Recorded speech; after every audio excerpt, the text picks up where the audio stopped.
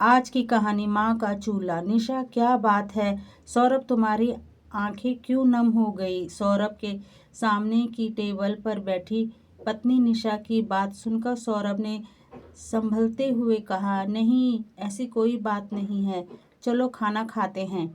निशा और सौरभ बहुत दिनों के बाद आज लंच करने के लिए एक रेस्टोरेंट में आए थे। वहाँ सौरभ ने मक्के की रोटी और सरसों का साग ऑर्डर किया तो निशा को बहुत हैरानी हुई। उसने सौरभ को पहले कभी ये सब खाते नहीं देखा। उसने पूछा, क्या बात है सौरभ, हमेशा पिज़्ज़ा और कोल्ड ड्रिंक ऑर्डर करने वाले आज ये सब ऑर्डर कर रहे हो? सौरभ ने हंसते हुए कहा, कुछ नहीं, आज खाकर देखो, मज़ा आ जाएगा। कुछ देर में वेटर खाना टेबल पर सजा गया। सौरभ ने एक और खाया तो उसकी आंखें नम हो गई। निशा के पूछने पर भी उसने कुछ नहीं बताया, बस खाना खाकर चुपचाप चल दिए। निशा को उसने इशारे से गाड़ी में बैठने के लिए कहा और पेमेंट करके ड्राइविंग सीट पर आकर बैठ गया।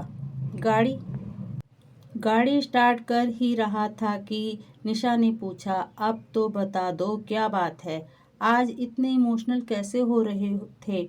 सौरभ, तुम मानोगी नहीं तो सुनो, जैसा तुम आज मुझे देखती हो मैं वैसा बिल्कुल नहीं था। यहाँ एमएनसी में जॉब करके मॉडर्न लुक में दिखने वाला तुम्हारा पति एक गांव के गरीब घर का लड़का है, ये तो तुम जानती हो। लेकिन वो सब छूट गया, उसका दुख मुझे आज भी है, ये कोई नहीं समझ सकता। निशा ने हंसते हुए कहा, उस गांव में ऐसा क्या छूट गया? एक टूटा सा मकान ही तो था, थोड़ी बहुत जमीन होगी वहाँ। माँ पिताजी हैं तुम्हारे, छोटा भाई उनका ध्यान रखता है और फिर हर महीने हम पैसे भेज तो देते हैं। सौरभ ने एक फीकी हंसी हंसते हुए कहा, निशा यही तो फर्क है शहर वाले और गांव वालों में। यहाँ हर रिश्ते को, हर चीज को पैसे से तोला जाता है। तुम्हें पता है माँ जब चूल्हे पर बाजरे और मक्के की रोटी बनाती थी, साथ में कभी कभी सरसों का साग बनता था, उस स्वाद के लिए मैं तरस जाता हूँ। उस स्वाद के आगे यहाँ के सारे स्वाद फीके हैं। यह सुनकर निशा को बहुत आश्चर्य हुआ। वह बोली, ओहो अच्छा, तभी तो तुम वो मक्का की रोटी सरसों का साग देखकर इमोशनल हो गए थे, माँ की याद आ गई होगी। सौरभ ने कहा, हाँ निशा, माँ के हाथ के खाने के स्वाद को कभी नहीं भूल सकता। उस समय इतनी गरीबी थी कि कभी कभी साग भी नहीं होता था तो प्याज के साथ रोटी खा लेते थे। निशा ने उसकी बात को सुनकर बोला, वो तो ठीक है, मुझे भी अपने घर की याद आती है, लेकिन अब क्या करें, मैं तो यहाँ शहर में पत्नी पली बड़ी मम्मी पापा भी पास में रहते हैं, फिर भी उनसे मिलने का मन करता है। चलो इस महीने के लास्ट में गांव चलते हैं, माँ पिताजी से मिल आते हैं। सौरभ ने उसकी हाँ में हाँ मिलाने और गाड़ी स्टार्ट करके घर आ गए। अगले दिन से दोनों अपने अपने ऑफिस में बिजी हो जाते हैं। निशा भी एक आईटी कंपनी में काम करती थी। सौरभ के पिता ने उसे अच्छे पढ़ा लिखा दिया। इधर शहर से नौकरी के ऑफर आने लगे थे तो 10 साल पहले वह नौकरी करने शहर आ गया था। अभी 3 साल पहले निशा से शादी हो गई। उसके बाद तो गांव में जाना आना बहुत कम हो गया था। बस वो हर महीने कुछ पैसे भेज देता था, शायद उसे ही अपना फर्ज समझता था। लेकिन इस महीने जब से वह रेस्टोरेंट से खाना खाकर आया, जैसे उसका मन बदल गया। उसका किसी भी काम में मन नहीं लग रहा था। अपनी माँ का चेहरा उसकी आंखों के सामने आ जाता था। कैसे उसकी माँ आज भी चूल्हा फूंक रही हो। फूंक रही होगी। घर आकर भी वह बेचैन रहने लगा। ना खाना अच्छा लगता था, ना किसी से बात करने का मन करता था। इतनी बड़ी कंपनी में मैनेजर, बड़ा सा पैकेज, शहर की सबसे पॉश कॉलोनी में बड़ा सा फ्लैट, किसी भी चीज की कोई कमी नहीं थी। लेकिन आज उसे यह सब फीका लग रहा था। एक दिन उसने निशा को अपने मन की बात बता दी। सौरभ ने कहा, निशा, मैं चाहता हूँ तुम एक मॉडर्न लड़की हो, शहर के माहौल में पली बड़ी हो, लेकिन मैंने फैसला किया है कि मैं ये जॉब छोड़ दूंगा और अब तक जो पैसे कमाए हैं उसमें से काफ़ी पैसे इन्वेस्ट करके गांव में जाकर रहूंगा। निशा, जो अब तक महीने के लास्ट में 2 दिन के लिए गांव जाने की बात कर रही थी, अचानक यह बात सुनकर आश्चर्यचकित रह जाती है। वह बोली, क्या बात है? क्या बात कर रहे हो सौरभ? तुम ऐसा कैसे कर सकते हो? वहाँ गांव में हमारा क्या फ्यूचर है? कल हमारे बच्चे होंगे तो वहाँ एक अच्छा स्कूल तक नहीं मिलेगा। तुम इतनी अच्छी जॉब, सब कुछ दांव पर कैसे लगा सकते हो? मेरा क्या होगा? मैं गांव में कैसे रहूंगी? सौरभ बोला, मैं तुम्हें फोर्स नहीं कर रहा, तुम अपनी जॉब करती रहो, मैं कभी कभी तुमसे मिलने आ जाया करूँगा, लेकिन अब मैं अपना जीवन पैसे के पीछे भागने में नहीं लगा सकता। तुम सोचो, उस अभी कोई जल्दी नहीं है। अचानक आए इस तूफान के कारण निशा बहुत परेशान हो जाती है। वह सौरभ के बिना रहने की कल्पना भी नहीं कर सकती थी।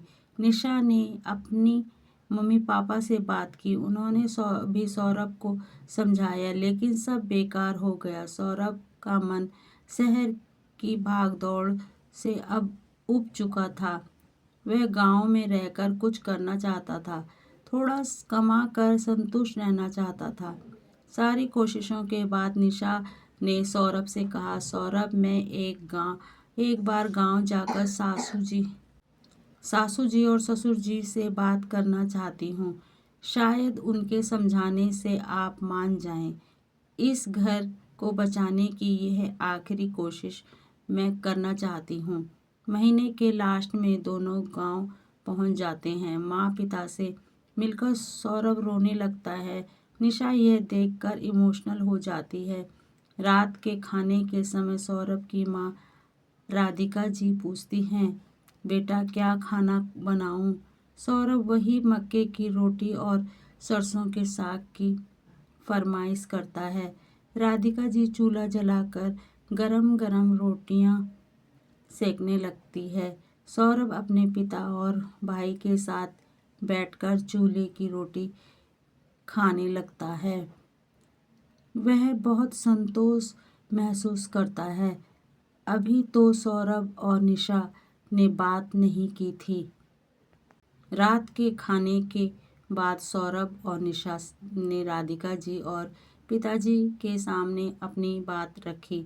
यह सुनकर राधिका जी ने कहा, बेटा, जब तू शहर जाने की जिद करता था तो हम चाहते थे कि तू न जाए, लेकिन आज 10 साल बाद तू वापस आना चाहता है तो मुझे बहुत खुशी होगी। लेकिन एक बात यह भी है कि तुम्हारी और हमारी जिंदगी में बहुत फर्क आ चुका है। जहाँ तुम पहुँच चुके हो वहाँ से एक रास्ता गांव आता है, लेकिन अपने घर परिवार को दांव पर लगाकर नहीं। जीवन में तुम्हारी जिम्मेदारी निशा के लिए ज़्यादा है। माता पिता कल नहीं होंगे। कल तुम अगर अलग अलग हो गए, आने वाले सालों में हम नहीं होंगे, फिर तू अकेला रहेगा। क्या यह सुनकर सौरभ कुछ बोल नहीं सका, लेकिन निशा रो रही थी। वह बोली, माँ जी, मैं भी चाहती हूँ कि ये आपके साथ रहे, लेकिन सब कुछ छोड़कर यहाँ आना क्या ठीक होगा। यह सुनकर राधिका जी उसे चुप करवाती है। बेटा, सौरभ माँ का चूल्हा हमेशा तेरा इंतज़ार करता रहेगा। जब भी तू गांव आएगा तुझे वही रोटी खाने को मिलेगी, लेकिन उसके लिए अपने घर के चूल्हे को बुझा देना कोई समझदारी नहीं है।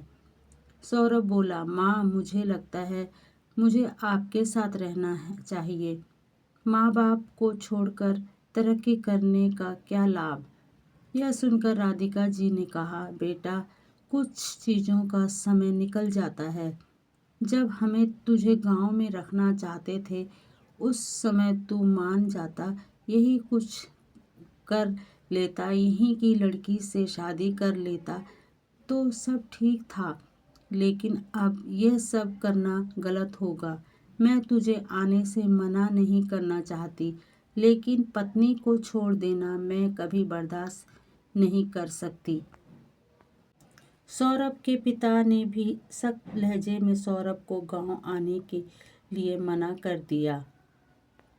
सौरभ को अब समझ आ चुका था कि अब गांव उसका नहीं रहा, वह गांव में केवल मेहमान बनकर आ सकता है। अगले दिन सौरभ निशा के साथ वापस आ जाता है। रास्ते भर कोई बात नहीं होती। इधर निशा परेशान थी कि पता नहीं सौरभ का क्या फैसला करेगा। घर पहुंचकर सौरभ ने निशा से कहा, निशा मैं गलत था, मैं भावना में बह गया था। अब से मैं हमेशा तुम्हारे साथ रहूँगा। शायद मेरे लिए माँ का चूल्हा अब ठंडा हो चुका है।